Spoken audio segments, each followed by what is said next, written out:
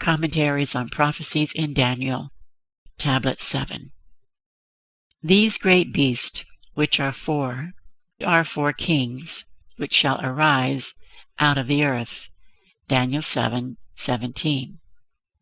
Which are four kings corresponds to the first four kingdoms in the metal image in King Nebuchadnezzar's dream.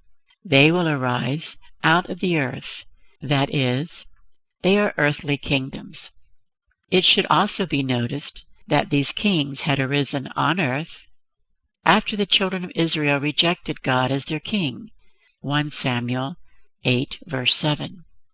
So God again wanted to show the human how earthly kings and laws are limited and eventually will result in suffering.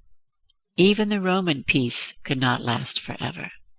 But the saints of the Most High shall take the kingdom and possess the kingdom forever, even forever and ever. Daniel 7, verse 18. But eventually those who have gone through much struggle in many lifetimes and have made themselves ready to become Paravipras will gain control of the world and will establish the kingdom of God on earth. Then I would know the truth of the fourth beast, which was diverse from all others, exceeding dreadful, whose teeth were of iron, and his nails of brass, which devoured, brake in pieces, and stamped the residue with his feet. Daniel 7, verse 19. And of the 10 horns that were in his head, and of the other which came up, and before whom 3 fell, even of that horn that had eyes, and a mouth that spake very great things, whose look was more stout than his fellows. Daniel 7, verse 20. The real truth of the fourth beast and its importance is not that it is the Roman Empire, but that it is a symbol of the beginning of intellectual domination in the world and the belief of the human that he can create laws and regulations to govern himself, can scientifically overcome nature and explain all things, and can also give freedom to all individuals of doing whatever they want to do. This new view of human life and ability is what makes the Romans different than the rest of the beast, which was diverse from all the beasts that were before it. Verse 7. After Rome, we can see the domination of the intellectuals in human history. Intellectuals control others, not by their might, but through the ideas and symbols that they create in society. They exploit the masses by spreading binding doctrines, superstitions, and creating differentiation between man and man by adopting classes and society. In fact, the caste system in India was created with intellectual Brahmins, not the true Brahmins. That is why the very base of rejecting God in communist ideology, the reliance on science in explaining the unexplainable, the belief of man that he can create his own laws and follow them, the intellectualized religions after Rome, and all things that have made man go astray and blaspheme the Lord, is from the confused intellect, which is symbolized by the little horn with the eyes and mouth. Also, later on in the time of the Industrial Revolution and the era of capitalism, the domination of the businessmen occurred. Businessmen are those intellectuals who use their intelligence in controlling the resources and providing services to others. Also, by controlling these resources, they exploit others to become workers in their establishments.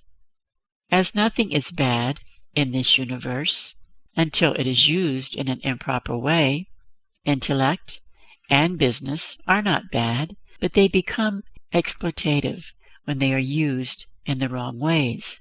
We are still in this intellectual era until the era of intuition, purified heart, comes. I beheld, And the same horn made war with the saints, and prevailed against them. Daniel 7, verse 21. Until the Ancient of Days came, and judgment was given to the saints of the Most High, and the time came that the saints possessed the kingdom. Daniel 7, verse 22. The whole base of thought in recent centuries is that the intellect of man is superior to religious beliefs. Also, intellectualized religions replaced the true religions. So this little horn made war with the saints and prevailed against them. But its domination will not last forever. The truth will come.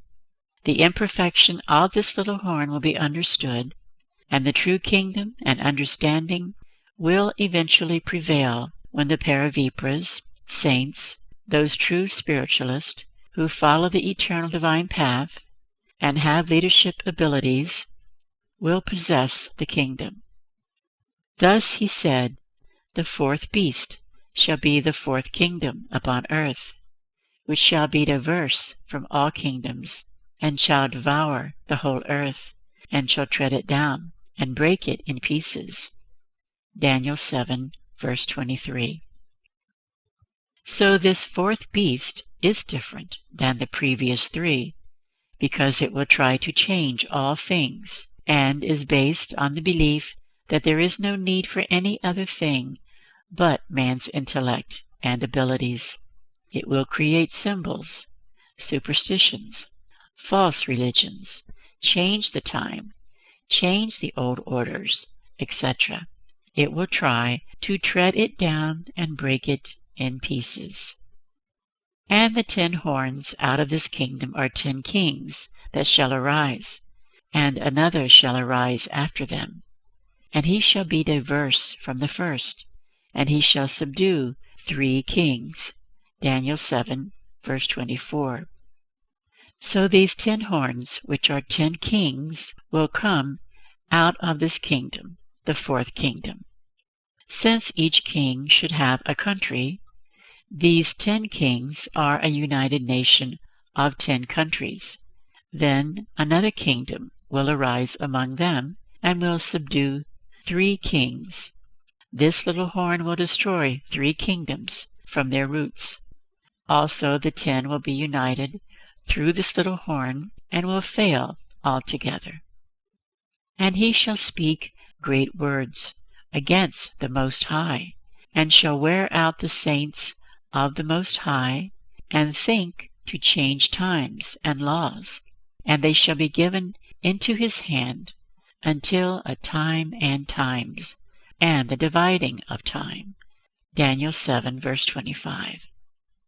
So this great horn will blaspheme the Lord, will prevail against the saints, and also will think to change times and laws. The Romans brought the new calendar, the hours and the day, and changed the time of many festivals to suit themselves. Also they, intellectuals, tried and are trying to bring human laws to replace God's laws. However, it will not last forever.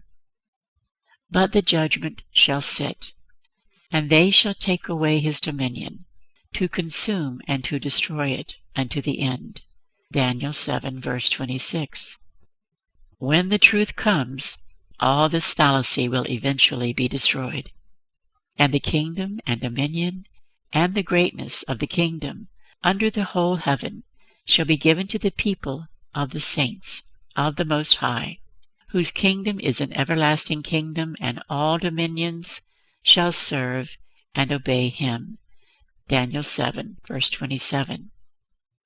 Those who have made themselves ready will inherit the kingdom. The saints will become the true leaders of humanity, and the kingdom will be his. Hitherto is the end of the matter. As for me, Daniel, my cogitations much troubled me, and my countenance changed in me, but I kept the matter in my heart. Daniel 7, verse 28. Hitherto is the end of the matter. It is the end of the plan of God, the matter for the earth. His will be done on earth as it is in heaven.